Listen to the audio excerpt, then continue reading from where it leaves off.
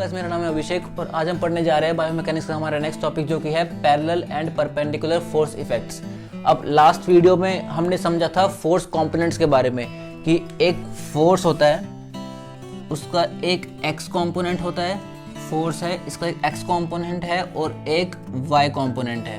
इसके बारे में हमने समझा था और हमने ये भी समझा था कि जो एक्स कंपोनेंट होता है फोर्स का वो बॉडी सेगमेंट के पैरेलल होता है और जो वाई कंपोनेंट होता है वो बॉडी सेगमेंट के बोनी सेगमेंट के या बॉडी सेगमेंट के परपेंडिकुलर होता है। ठीक है, जैसे ये एक सेगमेंट है, इसके पैरेलल एक फोर्स, जैसे मान लो एक एंगल पे फोर्स आ रहा है, ये मैंने लास्ट वीडियो में आपको समझाया हुआ अच्छे से कि एक एंगल पे फोर्स आ रहा है तो इसका x component parallel to the segment होगा और इसका y कंपोनेंट होगा वो परपेंडिकुलर टू द सेगमेंट होगा।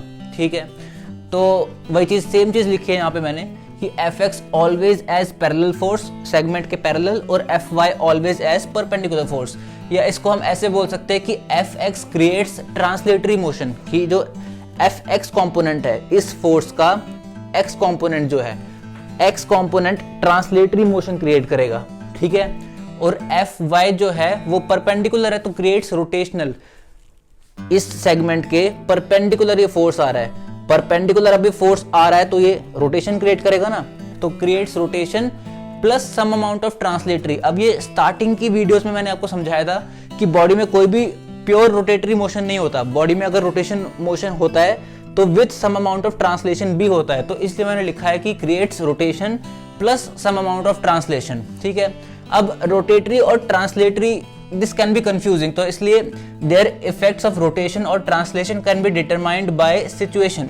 अब ये तो हमने जनरलाइज कर दिया यहाँ पे कि ठीक है, जो Fx होता है वो पैरेलल होता है और ट्रांसलेटरी फोर्स क्रिएट करता है, ट्रांसलेटरी मोशन क्रिएट करता है, और जो y कंपोनेंट होता है वो परपेंडिकुलर होता है और रोटेशनल मोशन क्रिएट करता है। अब इनको हम जनरलाइज करने के बजाय इनको हम बॉडी के सिचुएशंस में, बॉडी के पोजीशन में हम समझेंगे, फिर हम देखेंगे कि कौन सा जो कंपोनेंट है वो रोटेशन क्रिएट कर रहा है और कौन सा कंपोनेंट जो है वो ट्रांसलेशन क्रिएट कर रहा है। अब हम समझते हैं determining magnitudes of component forces, कि जो फोर्स के कंपोनेंट्स हैं उनके मैग्नीट्यूड वो अब हम देखते हैं कि हम कैसे कैलकुलेट करते हैं। ठीक है, if figure drawn to scale, ठीक है, अगर स्केल तक है फिगर तो उस केस में जो रिलेटिव वेक्टर का जो लेंथ होता है उसके बेसिस पे हम डिसाइड करते हैं कि कौन सा वेक्टर का लेंथ ज़्यादा है, उसका मतलब उस वेक्टर का मैग्नीट्यूड ज़्यादा है। जैसे हमने स्टार्टिंग की वीडियोस में ये हमने डिस्कस किया था एक बार कि जिस वेक्टर का लेंथ ज़्यादा होता है उसका मतलब कि उसका मैग्नीट्यूड ज़्यादा है, और जिस वेक्टर का लेंथ कम होता है उसका मतलब है कि उस वेक्टर का मैग्नीट्यूड कम है।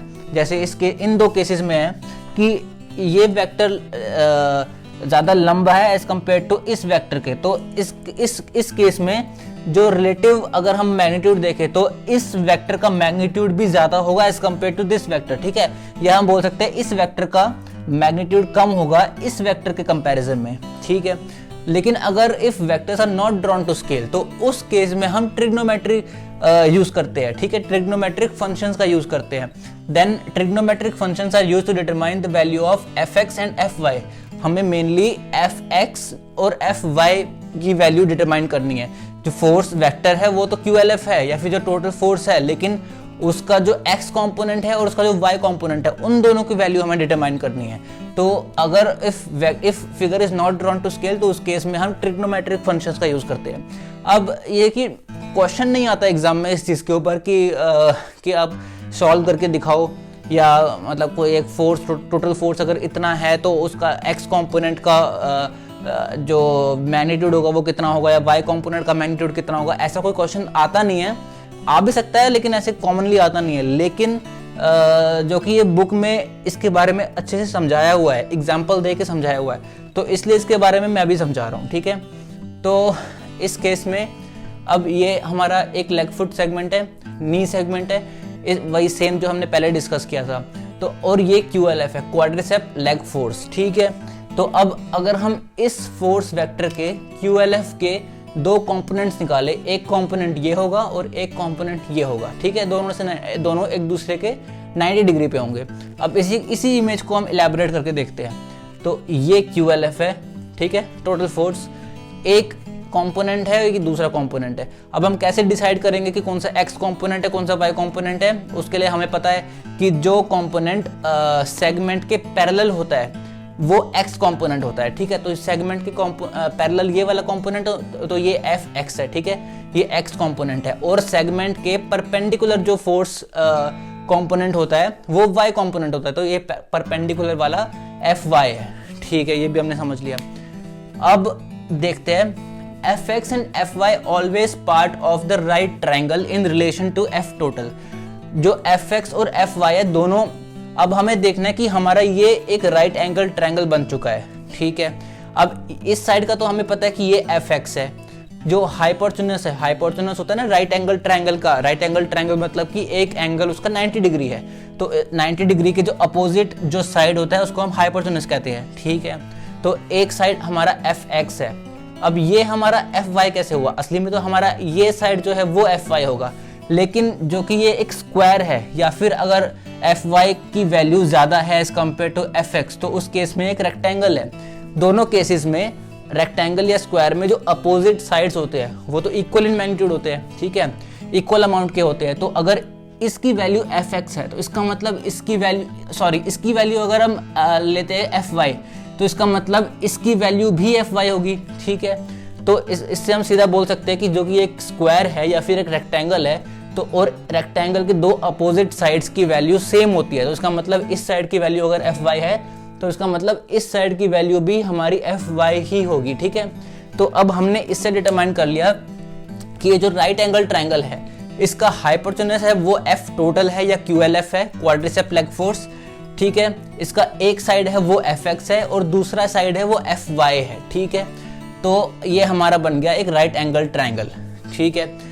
और जो एफ टोटल है divides the rectangle into two right triangles. जो एफ टोटल है वो दिख रहा है हमें कि इस रेक्टेंगल को दो राइट एंगल ट्रायंगल में डिवाइड कर रहा है, ठीक है।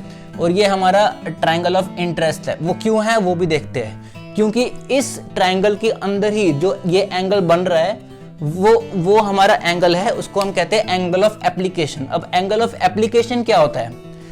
एंगल ऑफ एप्लीकेशन वो एंगल होता है जो कि एफ टोटल और फोर्स के किसी एक कंपोनेंट के बीच में बनता है। मतलब कि टोटल फोर्स और किसी एक कंपोनेंट के बीच में जो एंगल बनता है उसको हम एंगल ऑफ एप्लीकेशन कहते हैं, ठीक है। लेकिन अब हम कैसे डिसाइड करें कि वो जो एंगल बन रहा है वो टोटल फोर्स और कौन से कंपोनेंट के बीच में होगा? मतलब कि टोटल फोर्स और एफ वाई के बीच में भी तो एक एंगल हो सकता है, ये एंगल हो सकता है। इसको हम एंगल ऑफ एप्लीकेशन क्यों नहीं बोल रहे और सिर्फ इसी को एंगल ऑफ एप्लीकेशन क्यों बोल रहे हैं? इसके लिए एक्सप्लेनेशन ये है कि एंगल ऑफ एप्लीकेशन सिर्फ जो जॉइंट साइड होती है उसी साइड पे बनता है। अब अगर हम इसको यहाँ पे देखें तो कौन सा एंगल जॉइंट साइड पे है? ये वाला एंगल। इस वाले एंगल को तो हम बोलेंगे नहीं ये जॉइंट साइड पे, ये तो दूसरे साइड पे है, ये तो मेरी साइड पे है ना। जॉइंट साइड के साइड पे कौन सा एंगल है? ये वाला, ठीक है। यहाँ पे ये वाला जो एंगल है ये जॉइंट साइड पे है, ठीक है, ना कि ये वाला। तो इसलिए हम देखते हैं कि जो एंगल एक तो टोटल फोर्स और किसी एक कंपोनेंट के बीच में होता है और जो जॉइंट साइड की तरफ होता है उसको हम एंगल ऑफ एप्लीकेशन बोलते हैं, ठीक है।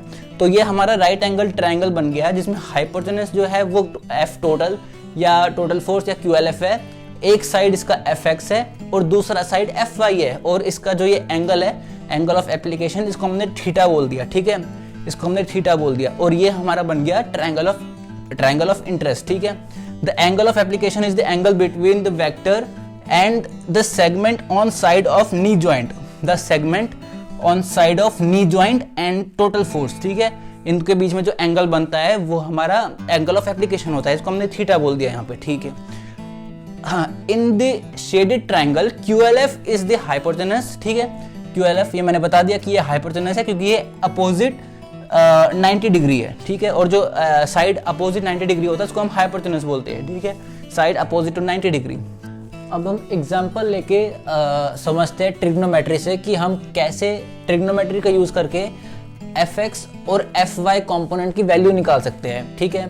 अब हमने यहाँ पे एग्जांपल ले रहे तो एग्जांपल के लिए हम कुछ भी वैल्यू ले सकते हैं। जैसे हमने यहाँ पे QLF जो है टोटल फोर्स जो है उसकी वैल्यू हमने 1000 न्यूटन ले ली है, ठीक है, 1000 न्यूटन हमने असाइन कर ली है।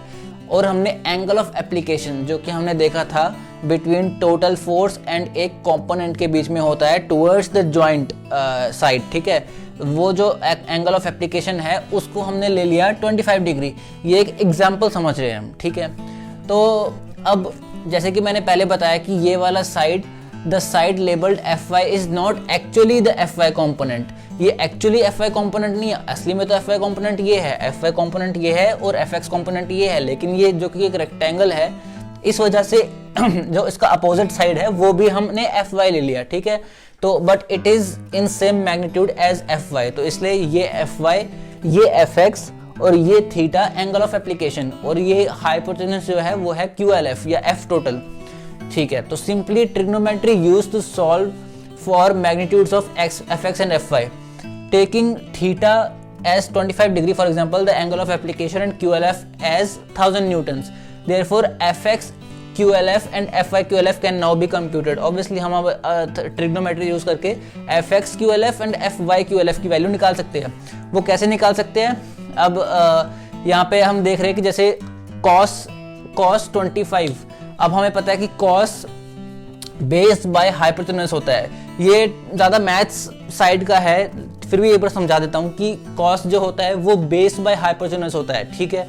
तो cos थीटा जो है, cos 25 जो है, cos 25 बेस बाय हाइपोटेन्यूज मतलब Fx बाय QLF, मतलब कि cos 25 जो है वो Fx बाय QLF होगा, ठीक है। अब हमें Fx की वैल्यू चाहिए, तो Fx हो जाएगा cos 25 टाइम्स QLF, ठीक है।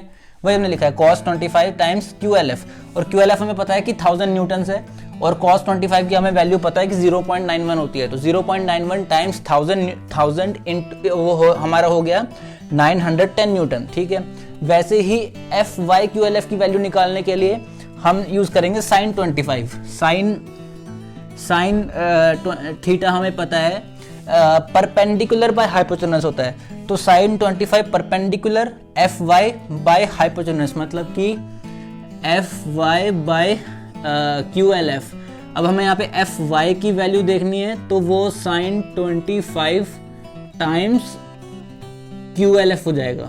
वैसे वही हमने लिखा sin 25 टाइम्स QLF 1000, ठीक है, जो कि हमारे sin 25 की वैल्यू हमें पता है कि 0.42, वो हो गया हमारा 420 न्यूटन्स।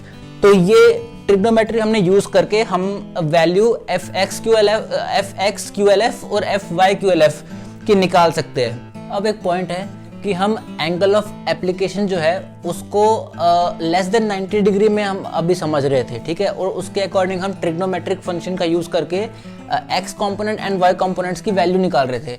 लेकिन अगर जो थीटा है या एंगल ऑफ एप्लीकेशन है वो ऑब्ट्यूज एंगल है, मतलब 90 डिग्री से ज़्यादा है, उस केस में क्या करेंगे? जैसे ये केस है, इस केस में मान लो जॉइंट उस साइड पे है, तो एंगल ऑफ एप्लीकेशन ये है, तो जो कि 90 डिग्री से ज़्यादा है, उस केस में हम कॉम्प्लीमेंट्री एंगल का यूज़ करेंगे। कॉम्प्लीमेंट्री एंगल मतलब कि 180 माइनस थीटा, 180 माइनस थीटा, तो जो एंगल दूसरा वाला बचा इसको हम थीटा डैश बोल देते हैं, ठीक है, थीटा डैश। तो जो थीटा डैश है हम उसका यूज करेंगे और उसके बाद हम Fx और Fy की वैल्यूज ट्रिग्नोमेट्रिकली निकालेंगे, ठीक है। Therefore the complement angle is used theta dash 180 minus theta, 180 total में से थीटा माइनस किया जाता है, तो जो एंगल बचा थीटा डैश वो यूज किया जाता है इंस्टेड ऑफ एक्चुअल थीटा। किस केस में? जहां पे थीटा की वैल्यू 90 से ज्यादा होती है या फिर ऑब्ट्यूज एंगल होता है, ठीक है। अब एक चीज और है कि जिस केस में थीटा की वैल्यू 90 से कम होती है, उस केस में फोर्स का वो कंपोनेंट जो बॉडी सेगमेंट के अलोंग होता है, बॉडी सेगमेंट के अलोंग कौन सा कंपोनेंट होता है? एक्स कंपोनेंट, ठीक है। तो जो Fx होता है या फिर एक्स कंपोनेंट होता है, अगर थीटा की वैल्यू 90 से ज्यादा है, 90 से कम है सॉरी, तो उस केस में एक्स कंपोनेंट कंप्रेसिव फोर्स का काम करता है, ठीक है। इस सिचुएशन में देखते हैं कि यहाँ पे डाउनवर्ड फोर्स जो है वो तो ग्रेविटी का है, तो इसमें अगर हम इस ग्रेविटेशनल फोर्स को ब्रेक करेंगे कंपोनेंट्स में Fx और Fy, Fx along the body segment and Fy perpendicular to the body segment, तो Fx इस केस में कंप्रेसिव फोर्स का काम कर रहा है, नी जॉइंट को कंप्रेस कर रहा है ना, तो कंप्रेसिव फोर्स का काम कर रहा है। लेकिन अगर हम पोजीशन चेंज कर देते हैं और अब देख रहे हैं कि हमारा जो एंगल ऑफ एप्लीकेशन है या फिर जो थीटा है वो ऑब्ट्यूज एंगल है मोर देन 90 डिग्री, तो इस केस में जिसमें हम क्या कहते हैं कॉम्प्लीमेंट्री एंगल का यूज करते हैं। तो इस केस में कॉम्प्लीमेंट्री एंगल का यूज करके जब हम ट्रिग्नोमेट्री से निकालते हैं तो जो fx है, fx जो कि बॉडी सेगमेंट के अलोंग है और जो fy बॉडी सेगमेंट के परपेंडिकुलर है, तो fx इस केस में डिस्ट्रैक्टिव फोर्स का काम करेगा, डिस्ट्रैक्ट करेगा इस सेगमेंट को नी जॉइंट से। ठीक है, दिख रहा है ना हमें कि fx डिस्ट्रैक्टिव फोर्स का काम कर रहा है किस केस में, जहां पे थीटा की वैल्यू 90 से ज्यादा है, और जिस केस में थीटा की वैल्यू 90 से कम है उस केस में fx जो है वो कंप्रेसिव फोर्स का काम करता है। ठीक है, तो ये एक पॉइंट है जो कि कई बार एमसीक्यूज में आ जाता है या कई बार आ जाता है क्वेश्चन, जो कि हमें कई बार हम इस पे ध्यान नहीं देते हैं। ठीक है, तो ये एक इंपॉर्टेंट पॉइंट है। अब हम समझते हैं force components and angle of application of force की। एंगल ऑफ एप्लीकेशन ऑफ जो फोर्स है, जो हमने थीटा समझा था पहले, उसके चेंज होने पे फोर्स कंपोनेंट्स में क्या डिफरेंस आता है, fx एंड fy के मैग्नीट्यूड में या साइज में क्या डिफरेंस आता है angle of application of force के चेंज होने से। ठीक है, अब यह है कि as the segment rotates around the joint axis there is a change in movement arm. अब जैसे ये तीन पोजीशंस है, यहाँ पे ये थोड़ा एक्सटेंशन में 90 डिग्री पे है एंड स्लाइड फ्लेक्शन पे है, तो यहाँ पे तीनों में ग्रेविटी डाउनवर्ड्स है। जब ये स्लाइड एक्सटेंशन पे था उस केस में भी जो मूवमेंट आर्म है वो कम है। जैसे ये 90 डिग्री पे आया मूवमेंट आर्म मैक्सिमम हो गया, और जैसे ये स्लाइड फ्लेक्शन में गया फिर से मूवमेंट आर्म कम हो गया। तो इससे हमें पता चला कि 90 डिग्री पे जब एक सेगमेंट होता है तब उसका मैक्सिमम मूवमेंट आर्म होता है। ठीक है, तो जैसे एक सेगमेंट अपने जॉइंट एक्सिस पे रोटेट करता है तो उसके मूवमेंट आर्म में भी डिफरेंस आता है, मूवमेंट आर्म चेंज होता है। ठीक है, तो because of change in the angle of application of force to the segment, क्योंकि एंगल ऑफ एप्लीकेशन चेंज हो रहा है इस वजह से जो मूवमेंट आर्म है वो भी चेंज हो रहा है। ठीक है, अब इन केसेस में समझते हैं कि एफएमएस टोटल फोर्स है मसल का, इसके हमने कंपोनेंट्स निकाले, Fy जो कि परपेंडिकुलर है एंड Fx जो कि पैरेलल है। अब ये 35 डिग्री एंगल पे ये जॉइंट एक्सिस है। जैसे ही ये 70 डिग्री पे आता है, यहाँ पे हम क्या देखते हैं कि Fy की वैल्यू बढ़ जाती है, Fy बढ़ जाता है और Fx कम हो जाता है। जैसे ये 90 डिग्री पे आया मैक्सिमम Fy हो गया, मतलब पूरा जो FMS है वो सिर्फ Fy है और Fx 0 हो चुका है। ठीक है, तो यहाँ से हमें क्या पता चला कि जैसे ही एक सेगमेंट 90 डिग्री पे अप्रोच करता है तो Fy की वैल्यू बढ़नी स्टार्ट हो जाती है और Fx की वैल्यू कम होनी स्टार्ट हो जाती है। अगर ये आगे और चला गया और फ्लेक्शन में चला गया फिर से Fx की वैल्यू थोड़ी सी आ जाएगी और Fy की वैल्यू कम हो जाएगी, मतलब कि मैक्सिमम Fy की वैल्यू 90 डिग्री पे होती है। तो हमने क्या समझा कि 90 डिग्री पे मैक्सिमम मूवमेंट आर्म भी होता है और 90 डिग्री के एंगल पे ही एक जॉइंट एक्सिस का मैक्सिमम Fy कंपोनेंट होता है, मतलब कि जो पूरा फोर्स है वो सिर्फ Fy कंपोनेंट ही होता है, Fx कंपोनेंट होता ही नहीं है 90 डिग्री एंगल पे।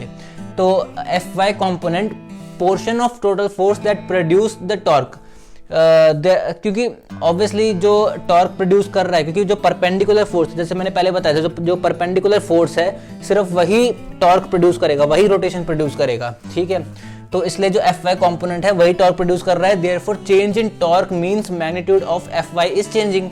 ठीक है, अब इससे हमें पता चलता है कि movement arm is proportional to directly proportional to Fy, मतलब कि मूवमेंट आर्म जैसे जैसे चेंज हो रहा है और 90 डिग्री पे मैक्सिमम मूवमेंट आर्म होता है और चाहे वो एक्सटेंशन पे जाए चाहे वो फ्लेक्शन पे जाए मूवमेंट आर्म कम हो जाता है। वैसे ही चाहे जॉइंट एक्सिस फ्लेक्शन पे एक्सटेंशन पे आए या फ्लेक्शन पे आए, जो उसका Fy कंपोनेंट है उसकी वैल्यू कम हो जाती है और 90 डिग्री एंगल पे Fy की वैल्यू मैक्सिमम होती है, इसलिए movement arm is proportional to Fy।